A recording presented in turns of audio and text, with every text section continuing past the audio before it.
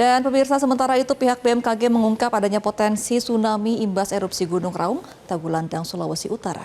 Dan seberapa besar potensinya, kita sudah terhubung dengan Kabid Mitigasi Gempa Bumi dan Tsunami, Daryono. Selamat pagi, Pak Daryono. Kita ketahui Gunung Ruang ini berada di tengah laut. Seperti apa potensi tsunami-nya? Apakah sama dengan yang terjadi di Krakatau 2018 yang lalu? Ya Mas, terima kasih. Letusan yang terjadi kemarin pagi dini hari pukul 1 dini hari ya, itu memang menjadi kekhawatiran kita karena gunung api Ruang ini pernah terjadi erupsi ya pada tahun 1811 dan menimbulkan terjadinya tsunami setinggi 25 meter, dan saat itu korban jiwa yang terdampak akibat tsunami sebanyak kurang lebih 400 orang ya, karena terjadinya flank collapse, ada bagian dari gunung api yang mengalami runtuhan saat itu.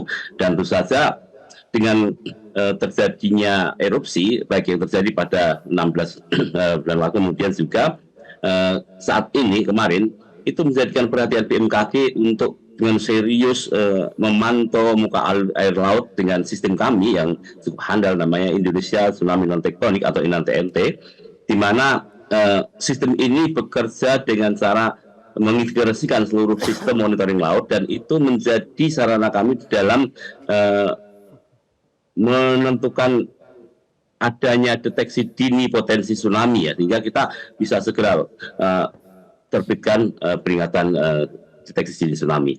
Sehingga apa yang telah kita lakukan kemarin, kita sudah melakukan monitoring ya, sejak pukul 1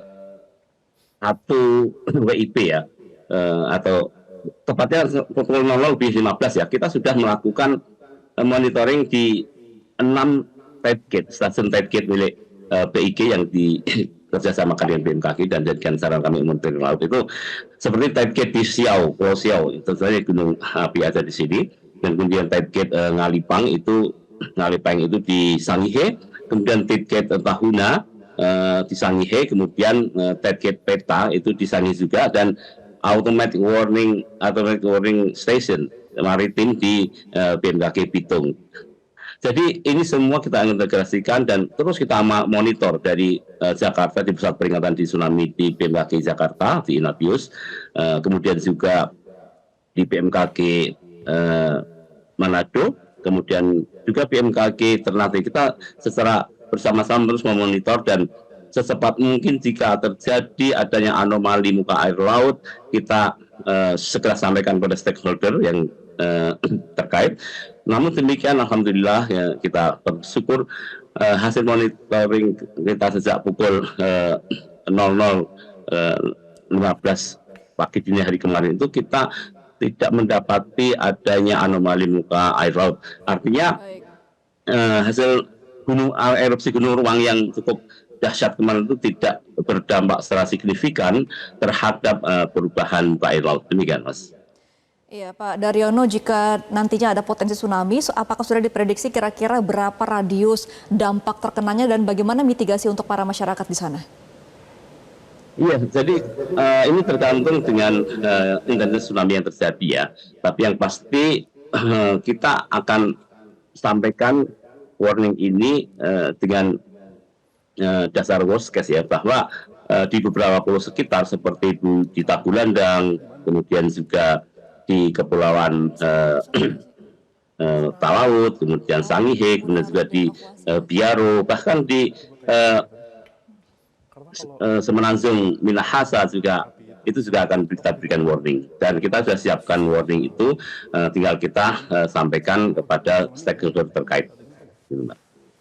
Ya Pak Daryono, bagaimana cara memberitahu warga jika nanti ada anomali air laut ataupun tsunami tiba-tiba terjadi? Karena kalau tsunami tanpa adanya gempa tektonik ini kan cukup senyap, tidak diketahui warga. Bagaimana agar warga segera tahu bahwa ini akan ada tsunami? Ya, kita sudah memiliki kanal komunikasi dengan BPBD yang tentu saja kita sudah kita operasikan terkait dengan tsunami non tektonik kita. Juga itu berbasis juga teknologi yang kita sebarluaskan melalui kanal informasi peringatan dini tsunami early warning system kami. Ada sirine seperti itu tidak Pak untuk masyarakat? Mohon maaf Mas, gimana? Apakah ada sirine atau alert di tengah-tengah masyarakat yang memberitahukan kalau ada tsunami senyap? Belum, tapi yang pasti kita sudah sampaikan kepada BPBD ini, dan kita sudah berkoordinasi dengan di daerah untuk segera disampaikan kepada pihak-pihak yang sedang menangani evakuasi dan pemerintah daerah setempat. Iya, selama masa status awas ini Pak Daryono, kira-kira berapa radius kilometer dari gunung gitu ya untuk masyarakat beraktivitas untuk saat ini? Ya, kalau kita merujuk yang direkomendasikan oleh Pusat Vulkanologi Mitigasi Bencana Geologi Badan Geologi Kementerian SDM, bahwa masyarakat sekitar Gunung Ruang dan pengunjung agar tetap waspada dan tidak memasuki wilayah radius 7 km dari pusat kawah aktif Gunung Ruang. Jadi ini menjadi perhatian untuk masyarakat semua apa yang sudah dikeluarkan oleh PVMBG ini untuk benar-benar ditaati dan dipatuhi, karena kita tidak tahu aktivitas Gunung Ruang itu ke depan ini setelah ini seperti apa, karena melihat laporan dari kawan-kawan PVMBG ini, perilaku ini tiba-tiba mudah sekali berubah, dan sehingga kita pun juga harus tetap terus pantau dan kita juga lengah, dan bahkan kawan-kawan kami di BMKG itu terus memelototin peralatan monitoring kami yang sampai terlewatkan, karena memang perilaku gunung api yang dilaporkan oleh BMKG ini cukup aktif dan bisa berubah dengan cepat. Iya.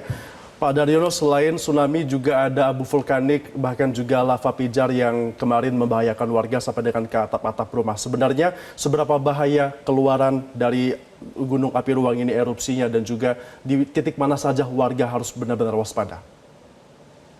Iya, kalau kita melihat dampak gunung api secara umum ya, tentu saja kita tahu bahwa dalam kegiatan erupsi gunung api itu ada aliran lava, kemudian awan panas, atau kalau di Jogja namanya Beskemil ya, pyroclastic cloud kita menyebutnya, kemudian lontaran batu pijar, kemudian aliran lava ini sangat membahayakan, dan konteksnya adalah berhubungan dengan operasi BMKG adalah abu vulkanik ya. Dari aspek masyarakat juga abu vulkanik ini cukup berbahaya bagi aktivitas masyarakat karena bisa mengganggu pandangan, juga kesehatan mata. Tapi yang pasti dari BMKG, abu vulkanik itu perlu kita monitor serbat mungkin, karena ini berhubungan dengan keselamatan penerbangan ya, dari aspek operasional BMKG ya.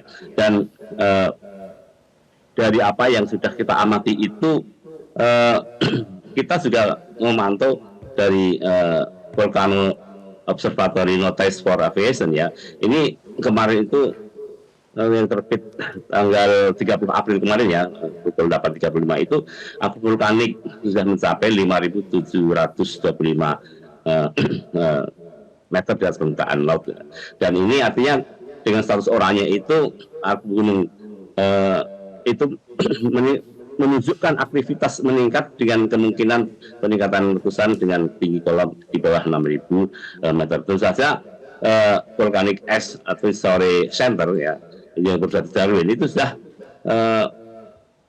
memonitor. Kita juga BMKG menggunakan sarana ini dari satelit dan diprediksi berdampak ke ruang udara penerbangan sekitar Gunung Ruang, kemudian meluas hingga di beberapa lokasi antara lain di Provinsi Maluku, Maluku Utara, Sulawesi Utara, Gorontalo, Sulawesi Tengah, bagian utara, dan sebagian Kalimantan. Ini menjadi perhatian kita bersama terkait dengan aspek keselamatan penerbangan yang harus kita amankan ya, sehingga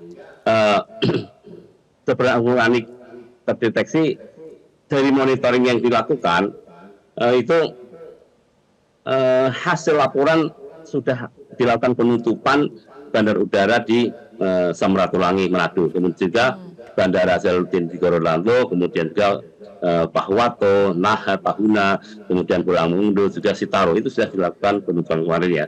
Dan tentu saja ini dari otoritas lalu lintas udara ya, yang dilakukan oleh Airnav ya, dia menerbitkan notice for airman ya, atau notam, itu memang dilakukan penutupan bandar udara Samratulangi Manado, kemudian juga Zainuddin di Gorontalo, Pahuwato, Naha, Tahuna, Pulang Mundu, dan Sitaro.